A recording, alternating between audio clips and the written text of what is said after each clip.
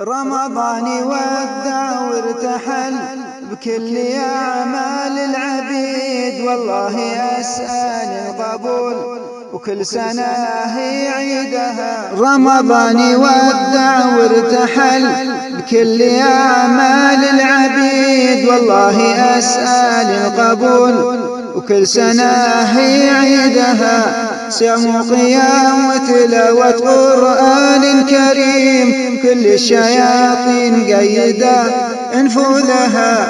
سالت دموعي وهذا من زود الحنين، بعشر الأواخر لمن ذكر إفراقها. هذا صحيح إن بعد إفراق عيد، لكن لمنه بطاعته أخلص بها. الله يعيد علينا وعلى المسلمين، يخلف على ما نفقده بجنانها. رمضان ودع وكل شوق لنا تعيد، 30 يوم من شوق ما حست بها. واختم كلامي على سيد المرسلين، محمد رسول هذه الأمة وشفيعها. محمد رسول هذه الأمة وشفيعها.